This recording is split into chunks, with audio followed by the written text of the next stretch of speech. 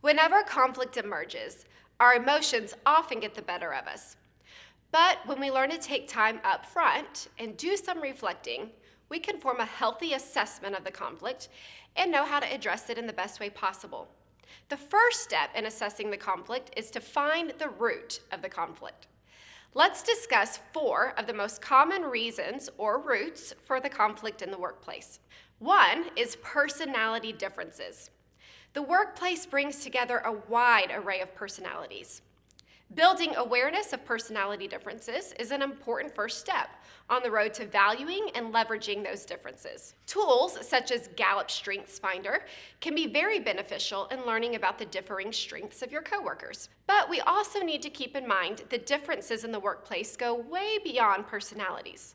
Different backgrounds, genders, cultures, political and religious beliefs all create countless opportunities for ruffled feathers. The second common reason for conflict in the workplace is non-compliance with rules or policies. Whether you are the one annoyed by another's disregard for company policy or are the one rebelling against a rule yourself, non-compliance is a common gateway to office conflict. Rules are usually in place for a reason, so it's best to gain a healthy understanding of why the rule exists and the consequences that come when the policy is broken. The third common root for office conflict is competition.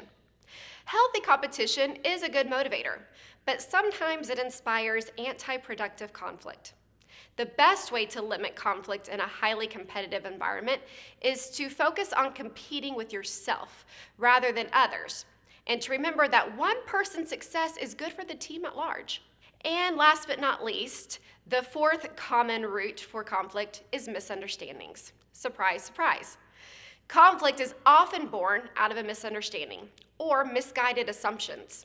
Maybe we didn't hear what we thought we heard, or we misunderstood another's intentions. Misunderstandings can cause so much damage. They've actually been known to cause wars, such as the War of the Stray Dog. That's right, a misunderstanding over a dog caused an international crisis. Since the Second Balkan War had ended in 1913, tensions between Greece and Bulgaria were at an all-time high. And one October day in 1925, a Greek soldier's dog crossed the border into Bulgaria.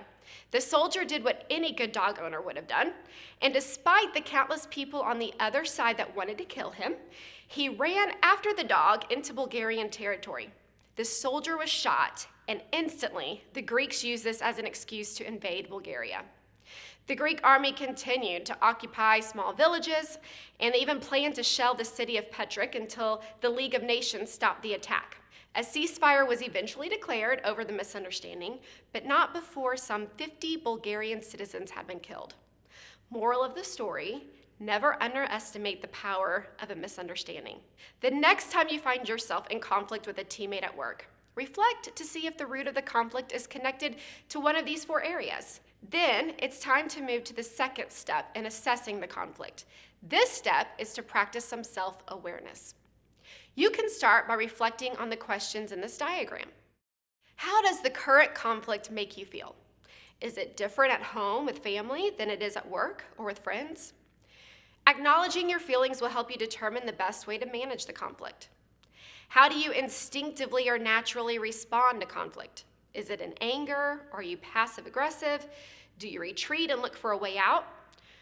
What is your responsibility in the conflict? Are you at fault for the misunderstanding?